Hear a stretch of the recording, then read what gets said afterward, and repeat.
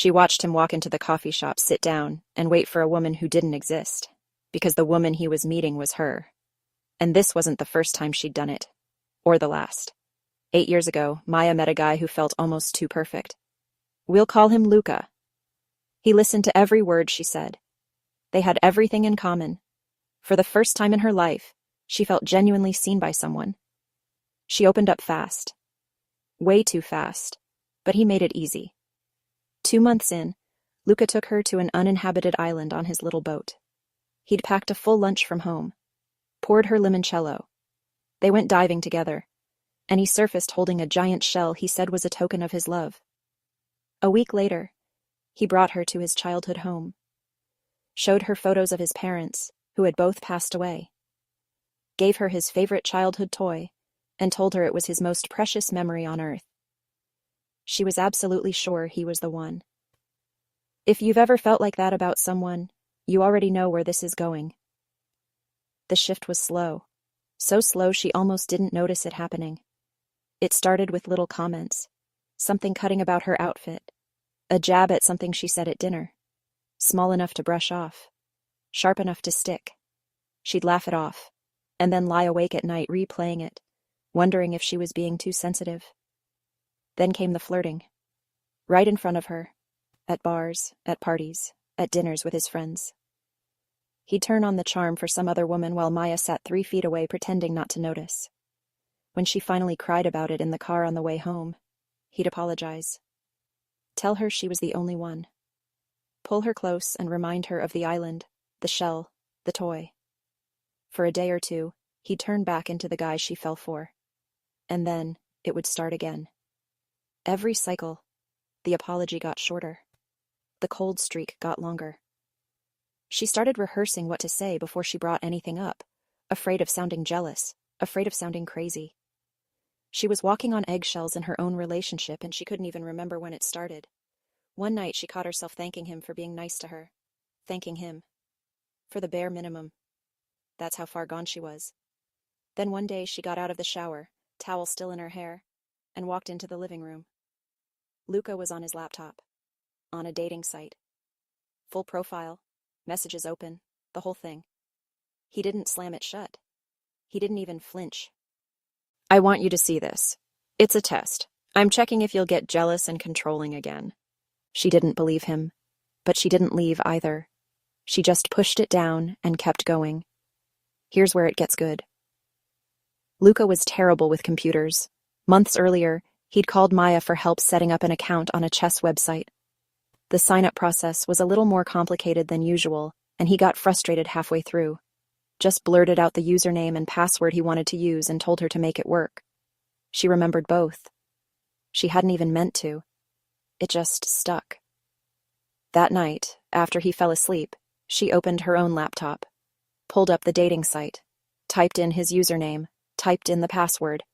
She was in within seconds, and what she found broke her.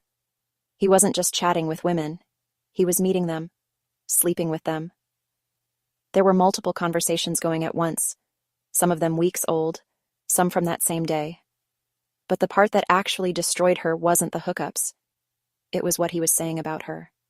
He was talking about Maya by name, telling strangers what she looked like naked, listing everything he was dissatisfied with, private things she'd told him in bed, things she'd only ever said to him, served up to women she'd never met.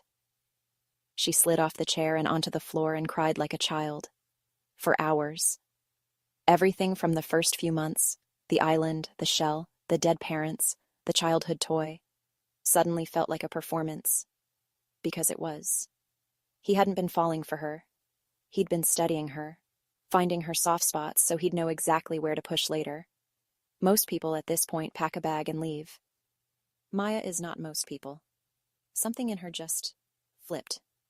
She wasn't going to scream. She wasn't going to confront him. She wasn't even going to let him know she knew. She was going to make him feel a fraction of what she felt, and she was going to take her time doing it. She opened a new tab and built a fake profile, picked a name, picked photos, built a whole person. Then she messaged him. They chatted for a few days. He took the bait immediately, suggested meeting. She played shy. He pushed harder. Finally, she agreed to meet him at a big coffee shop across town. The day of the date, she showed up early, half disguised, picked a seat where he'd never spot her. Then she did something almost cruel in how calm it was. She called him. 10 minutes before the fake date, asked sweetly if he wanted to grab coffee. He told her he couldn't, said he had an errand to run. Her stomach dropped. Part of her had still been praying he wouldn't come. Then the door opened, and there he was. He sat down, ordered something, started checking every woman who walked in. And then, and Maya swears this felt like the universe handing her a gift, a woman walked in who looked almost exactly like the fake profile she'd built. Lucas shot up and walked straight over, said something. The woman brushed him off. He kept going. She got irritated and told him to leave her alone. He sat back down red-faced, waited another 30 minutes, and finally left alone. That night, Maya messaged him from the fake account.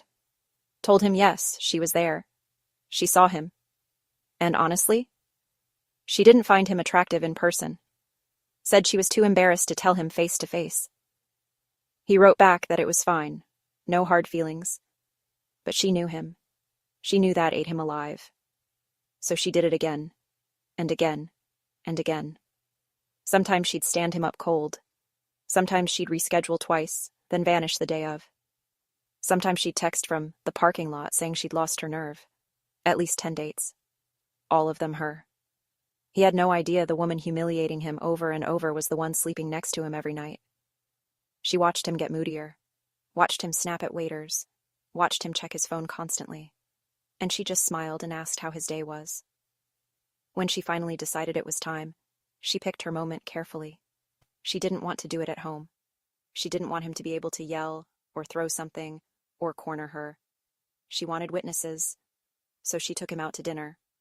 Halfway through, she put her fork down and told him calmly that it was over, that she knew he'd been cheating, that she'd known for a while.